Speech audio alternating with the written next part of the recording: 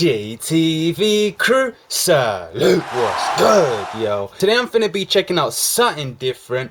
Title goes by the name of Vybz Kartel before they were famous. Now I do know quite a lot about Vybz Kartel, but I ain't gonna put in my input just yet. This is a hella long video. First time me checking this out, so we gonna dive straight into it. But without further ado, family, crew, straight in. So you want this straight line, you know say take part one that day time. Secret no come right time on the line. Y'all need a friend you say up to the time. bro, Kartel at the beginning till now was a hella crazy journey, man. Classic Kartel always bangs till now. Every single song he's produced is a madness, bruh. He's a type of artist, he's got music stacked up for years for release, even though sadly enough he's in jail for something I don't know if he did commit. Not my place to say anything. Vybz Kartel would become one of Jamaica's most influential musical artists with tracks like Clark's Rompin' Shop, Summertime, Dancehall Hero, and Fever. Upshot, somehow you got extra, forget me not, when it's sweet, what you say? Before he would find international success collaborating with American artists including Rihanna, Missy Elliott, Pitbull, and Busta Rhymes. If rap with a ribbon, girl, you let my press. Look at me and let the vision deliver the message. You ready to lay it down? Listen and give me a something. Hello, baby, girl, me why you? Before he was tried for 2 separate murders and sentenced to life in prison on April 3rd, 2014. A wicked little verbal and the murder, he don't deserve that.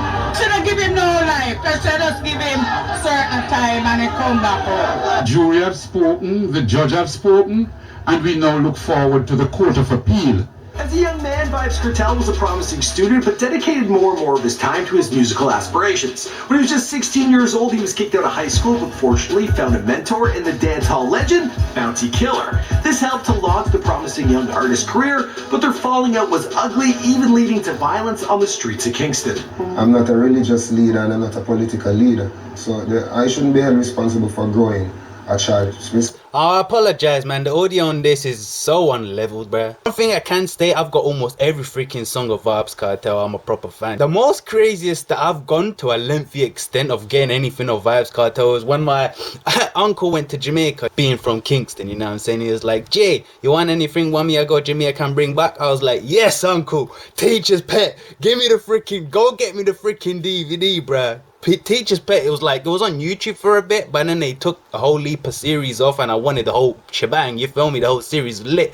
But unfortunately, it got stopped in the tracks duly because he went into prison, you feel me? But that was like the craziest ish, because there's never been another artist that has done what Vybz Kartel has did, you know what I'm saying? He's released his own, if I'm not mistaken, his own condom brand, you know what I'm saying? You know what I'm saying? He released his own like brand of alcohol, can't remember exactly the name of it, man. Such a terrible fan I am, I know, man, I know. It'll come back to me. It's just at the moment of doing this reaction is just oh wait, I think it was Street Vibes Rum, if I'm not mistaken. Give me a thumbs up if I did well. And he did the freaking TV series, man. Who the hell has done that, man? He's a legend, bro. My personal view yet again, man. Responsibility should be held with the parents. Welcome on, my name is Michael McCritton, documenting the life and career of Vybz Kartel prior to fame, here for you on Before They're Famous. We've actually never covered any Jamaican dancehall artists in the past, but all that can change. Just let me know who's next in the comments down below. Sorry, my cameraman's laughing at me. I'll never do the Wagwan again.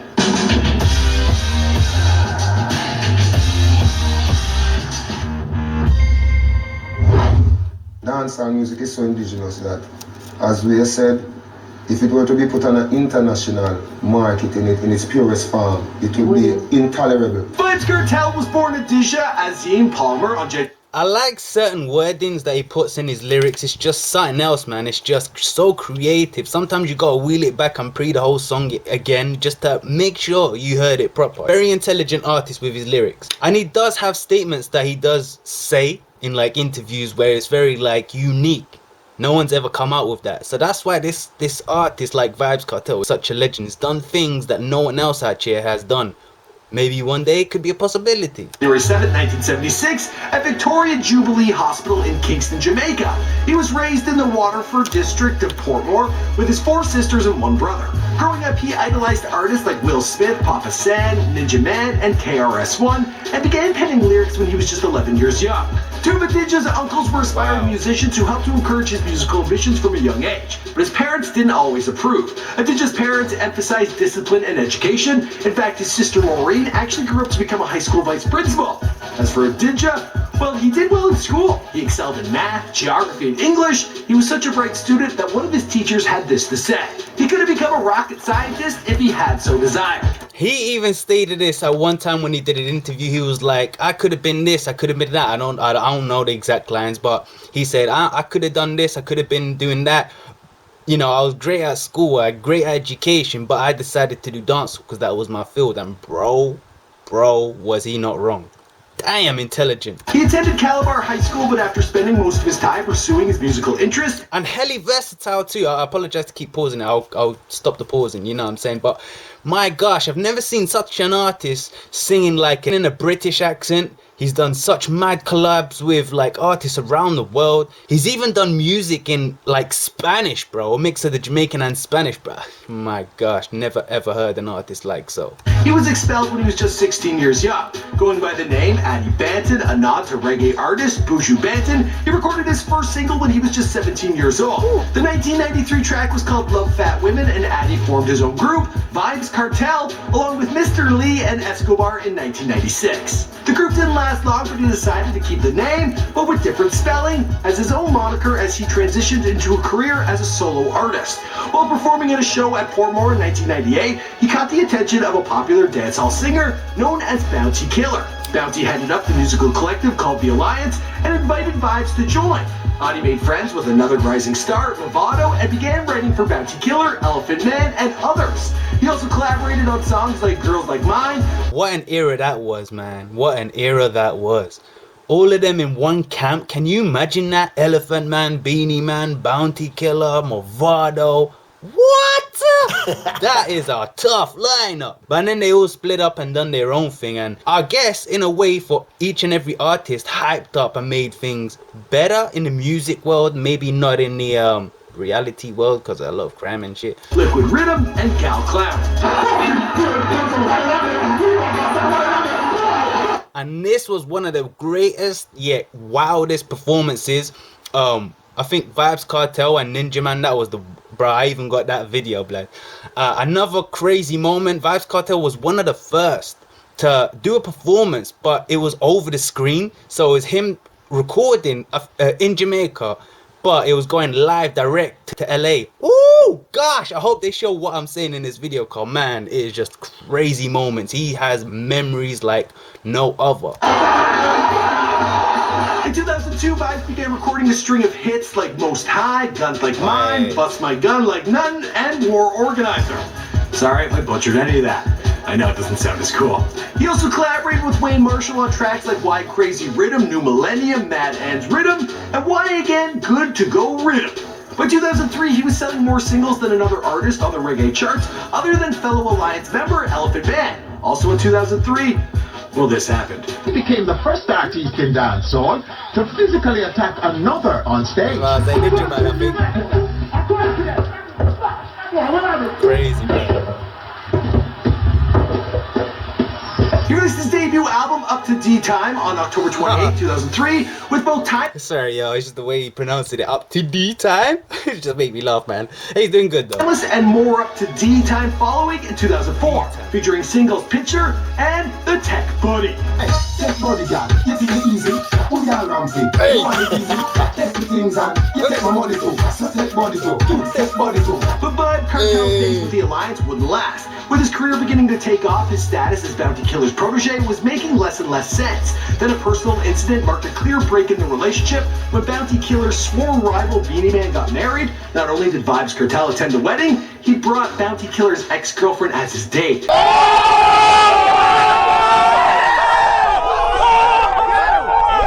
In 2006, Vybz married New York bank supervisor Stacey Ann Elliott, but the marriage would end in divorce just 2 years later. But his love life would eventually come together. He's presently married to Tanisha Shorty Johnson, and together they have 3 sons. Quick question. I mean, it's none of my business, Anish, but are they still together? Because there's rumors that, you know, word on the street is that they're not. At times they are. You know what I'm saying?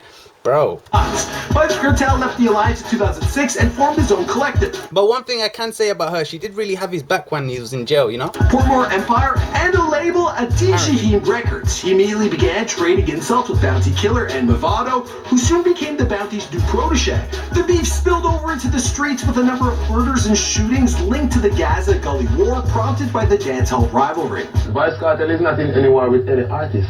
You know what I mean? Vybz Kartel is just doing music, making hit songs, you know what I mean, making products, and overall just making money. I like that man's style, man. Personal view yet again. Police and other public officials called on the artist to squash the beef. In 2007, both Movado and Vybz Kartel publicly announced an end to the hostilities. They squashed the beef like twice. I think the second time was like the president or government of Jamaica had to intervene, and that was that. Literally, that was that. If not, they were banned from music or something like that. That was wild, blood. But then times there, music was popping. Bro, I'll be going on the bus or the coach. I'll be hearing people playing Movado. I hear certain people playing Gaza songs. It was, bro, it was not like no one really cared. Everyone was enjoying the music. I know it was more violent type of terms, but everyone was enjoying the music because it just added more fuel to the fire. But by the summer of 2008, both artists were releasing new tracks aimed at each other, and more violence between the artist groups.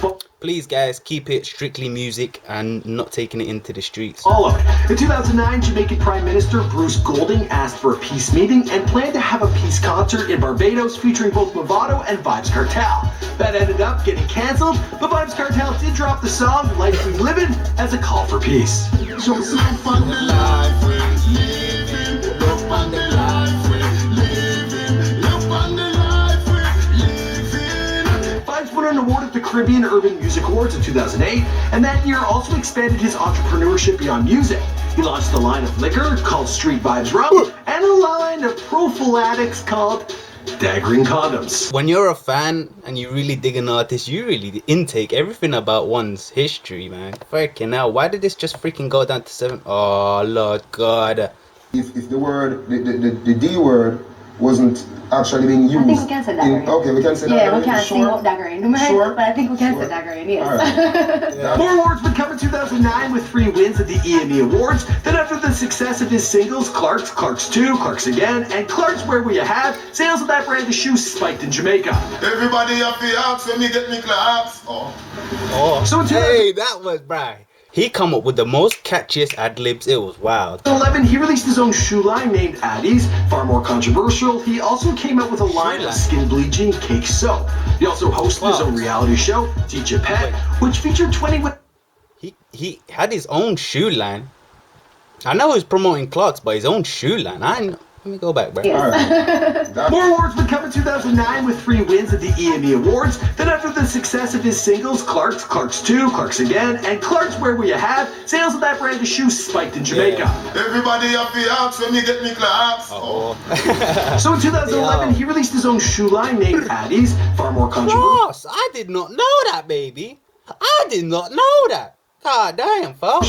He also came out with a line of skin bleaching cake soap. He also hosted his own reality show, Teach a Pet, which featured 20 women living in a house together vying for the artist's attention. Not a bad life.